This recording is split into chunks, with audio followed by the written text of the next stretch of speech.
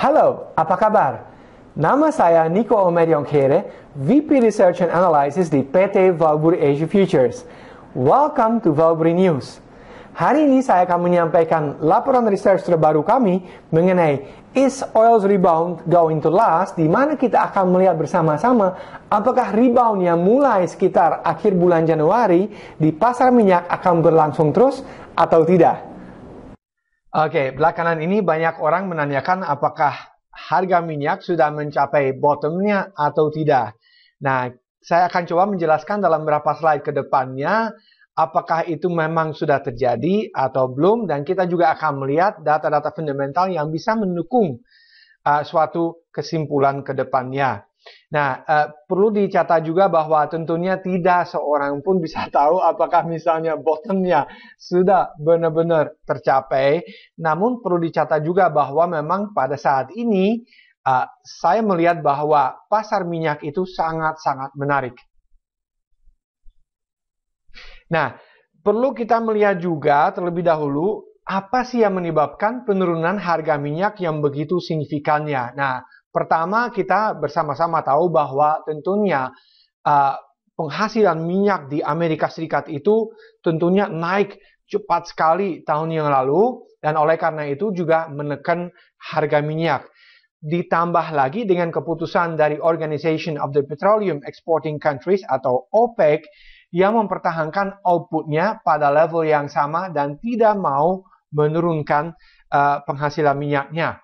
Nah, kita melihat misalnya di Amerika Serikat itu sendiri produksinya itu naik sampai 9,324 juta barrel per day pada tanggal 6 Maret, dan itu level yang paling tinggi dalam 3 dasawarsa terakhir ini. Jadi Anda bisa membayangkan memang penambahan output di Amerika Serikat itu sendiri cukup signifikan, karena itu dari sekitar 5-6 juta barrel sampai lebih dari 9 juta barrel per hari.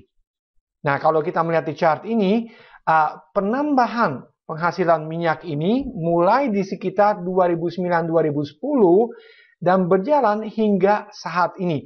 Nah, ini juga cukup menarik menurut saya, karena itu jatuh bersamaan dengan mulainya QE atau quantitative easing di Amerika Serikat, dan juga ditambah lagi dengan suku bunga yang sangat rendah.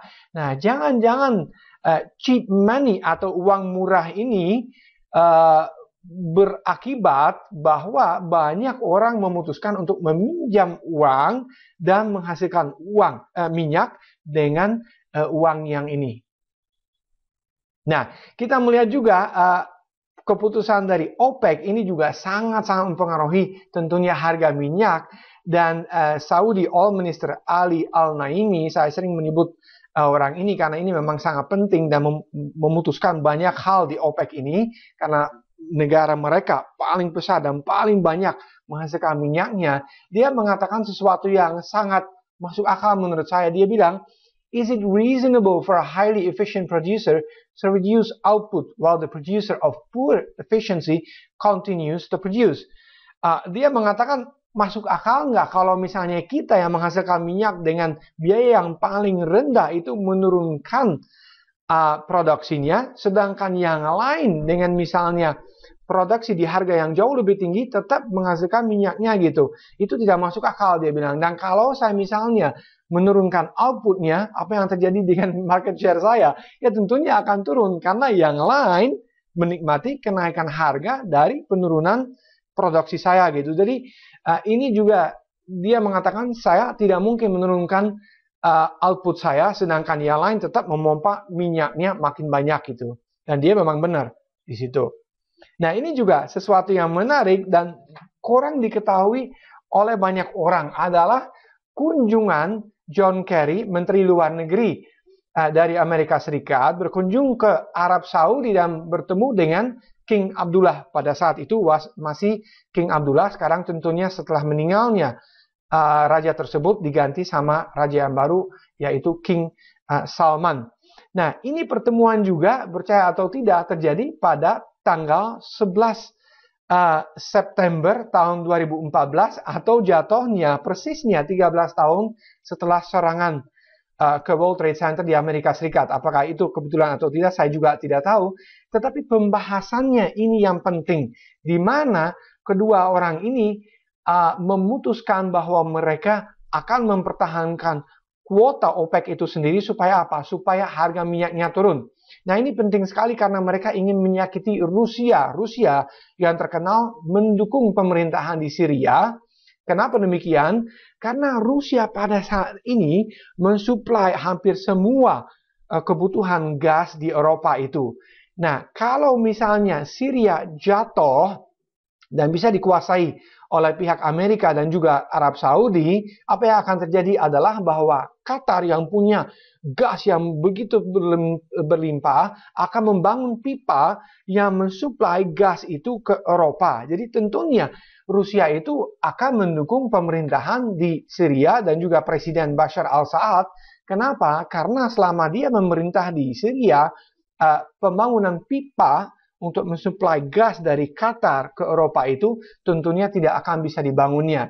Jadi pihak Arab Saudi juga tahu itu dan mereka ingin menggeser bersamaan dengan Amerika Serikat itu pemerintahannya di Syria. Jadi ini cerita yang sangat menarik dan kurang diketahui oleh orang, tapi ini sebetulnya yang memainkan peran yang cukup besar di pasar minyak juga. Nah, sekarang juga perlu diperhatikan bahwa dengan adanya perselisihan di antara Amerika, Arab Saudi di satu pihak dan Rusia di pihak lain, Rusia juga melihat peluangnya di mana mereka bisa mengacaukan produksi Arab Saudi dengan menyerang Arab Saudi dari berbagai arahnya. Nah, sekarang kita melihat juga Iran berkuasa di Timur Tengah dan dia juga secara tidak langsung menguasai beberapa negara yang lain atau pemerintahan yang lain seperti misalnya di Irak, di Syria, dan di Yaman. Nah, kita tahu kalau melihat petanya bahwa Arab Saudi dikelilingi oleh Yaman, Syria, Irak, dan Iran. Dan mereka sangat takut bahwa 4 negara ini akan bikin kacau Arab Saudi. Jadi ini perlu diperhatikan dengan seksama masalah geopolitis ini, karena ini sangat penting ke depannya menurut saya. Nah, melihat juga bahwa volatilitasnya pada akhir bulan Januari, awal bulan Februari itu meningkat secara signifikan, dan hanya dalam seminggu kita melihat di sini hanya 5 hari, 1, 2, 3, 4, 5 days, terjadi sesuatu yang luar biasa di mana harga minyak itu naik dari 43,58 US dollar per barrel, naik 24% sampai mencapai puncaknya di 54,24, lalu turun lagi hanya dalam sehari setengah dan membuat koreksi sebesar 11,5% ke sekitar 48 dolar per barrel. Jadi volatilitas ini menunjukkan apa? Biasanya ketika terjadi reversal dari naik ke turunnya atau misalnya turun ke naiknya, volatilitas akan meningkat dengan cepatnya. Jadi kita melihat apakah ini tanda-tanda reversal atau tidak, kita masih harus melihat dalam beberapa pekan ke depannya, tetapi saya rasa ini sesuatu yang baik untuk pasar minyaknya yang menunjukkan bahwa kemungkinan ya ini low-nya sudah tercapai. Nah, kita melihat lagi chartnya yang lebih panjang di sini. Kita melihat setelah turun secara signifikan, dia membentuk low-nya di sekitar 43,58.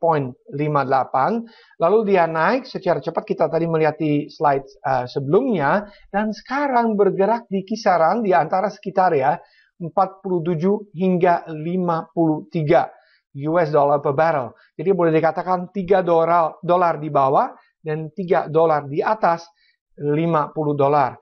Jadi ini juga menarik, kita akan melihat ke depannya, kira-kira dia akan breakdown lagi dari kisaran ini atau dia akan break up. Nah, sesuatu yang sangat menarik juga untuk diperhatikan menurut saya adalah pergerakan US dollar. Jangan-jangan komoditas termasuk minyak mentah ini melihat pergerakan US dollar. Jika misalnya US dollar dalam beberapa pekan ke depannya bisa mencapai tingkat tertingginya dan turun ke depannya, jangan-jangan komunitas akan bisa bangkit lagi dalam beberapa pekan ke depan. Jadi melihat dengan seksama kisaran ini 47 hingga 53, jika misalnya dolar mencapai level tertingginya dan turun, saya pikir harga minyak mungkin akan bisa break out. Nah, dengan menambahnya begitu banyak supply di Amerika Serikat, tentunya inventory atau stok minyak itu di Amerika Serikat itu naik dengan cepat sekali dan bahkan pada saat ini mencapai tingkat tertingginya sejak tahun 1930-an. Jadi Anda bisa membayangkan level minyaknya sekarang sangat-sangat tinggi. Nah, oleh karena itu juga harga minyaknya turun, level supply-nya sangat tinggi, tentunya rig yang dipakai untuk nebor minyaknya itu turun juga cepat sekali dan bahkan mengalami penurunan terbesar kedua besarnya sejak tahun 1993. Kita melihat yang penurunan terbesarnya terjadi juga sebulan yang lalu, di mana jumlah rig turun dengan lebih dari 100 buahnya. Jadi kita melihat juga tentunya ini ada lagging effect di antara harga minyaknya dan jumlah rig yang dipakai untuk menghasilkan minyaknya. Kita melihat biasanya pada umumnya mereka akan tunggu sampai minyaknya turun secara signifikan untuk nanti pada akhirnya juga menurunkan jumlah rignya yang digunakan untuk menghasilkan minyak. Nah, meskipun demikian, meskipun jumlah rignya kita melihat di sini garis birunya turun cepat sekali, produksi minyaknya masih naik. Nah, sekarang banyak orang tanya, kok bisa ya jumlah rignya turun, tetapi jumlah minyaknya yang dihasilkan masih naik. Nah, kenapa demikiannya? Nah, ada dua alasannya. Kenapa? Karena produsen minyak tentunya akan menggunakan rignya di tempat yang paling produktifnya. Kita melihat ada banyak daerah yang menghasilkan shale oil di Amerika Serikatnya. Nah, mereka menelitinya dan tentunya akan memakai rignya di daerah yang paling produktifnya. Ya, bahkan ada rig yang digunakan di tempat yang baru yang diketahui mengandung banyak minyak dan bisa produksi secara cepatnya. Nah, kedua, jangan lupa juga bahwa banyak perusahaan minyaknya pinjam banyak sekali uangnya karena bunganya rendah dan juga uangnya berlimpah sejak quantitative easing diperlakukan di Amerika Serikat, dan mereka sekarang butuh cash flow untuk melunasi utangnya. Oleh karena itu mereka terdesak untuk tetap berproduksi meskipun harga minyaknya itu rendah pada saat ini. Nah, ini sesuatu yang unik dari shale oil. Banyak orang juga tidak tahu perbedaannya di antara shale oil yang menambah produksi di Amerika Serikat belakangan ini, boleh dikatakan 5 tahun terakhir ini, dan conventional oil yang didrill secara vertikal. Nah, kalau shale oil ini didrill secara horizontal, di mana pipa masuk secara vertikal dan nanti dia bengkok ke samping dan drilling secara horizontal untuk memecahkan bebatuannya dan menghisap minyaknya dan juga gasnya dari bebatuan itu. Nah, shale oil ini istimewa. Kenapa demikian? Karena decline rate atau tingkat penurunan dari well itu sangat-sangat cepat. Kita melihat misalnya setelah tahun pertama, Permian oil itu turun 32%. Buchan oil bahkan lebih dari 50% dan Eagle Ford oil 62%. Nah, ketiga daerah ini menghasilkan 92% dari shale oil atau sekitar 4,6 juta barrel per hari. Nah, kita melihat misalnya Eagle Ford, artinya decline rate-nya 62% itu apa? Itu artinya bahwa setelah tahun pertama, produksi akan turun sebesar 62% atau tertinggal 38% saja.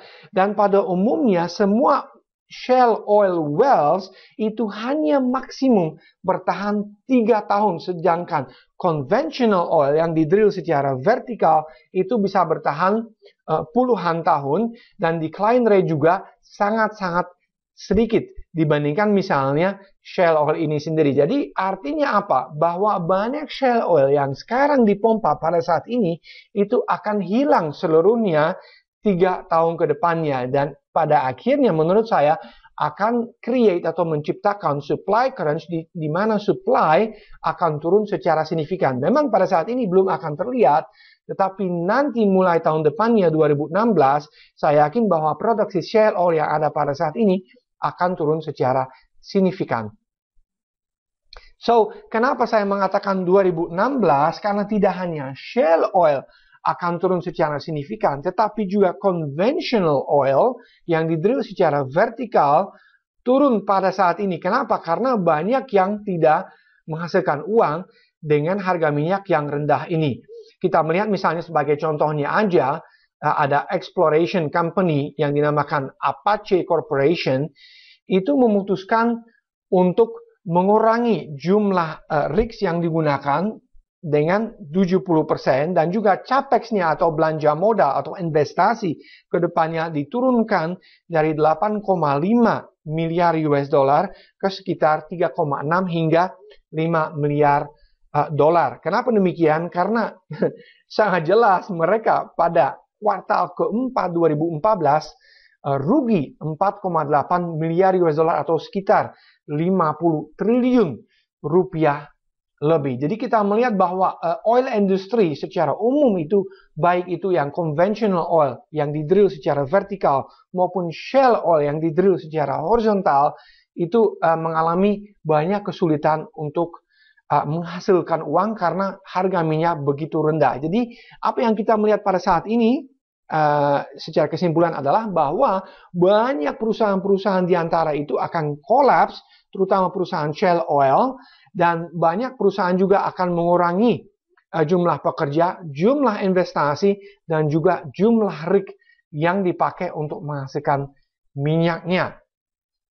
Nah, bagaimana dengan demand-nya atau permintaan terhadap minyak? Kita tadi banyak sekali membicarakan supply. Kenapa? Karena masalah utama di pasar minyak adalah there is too much supply atau terlalu banyak persediaan minyak pada saat ini diakibatkan oleh shale oil, tetapi juga negara non-OPEC yang lain seperti misalnya Rusia yang menghasilkan banyak minyak pada saat ini.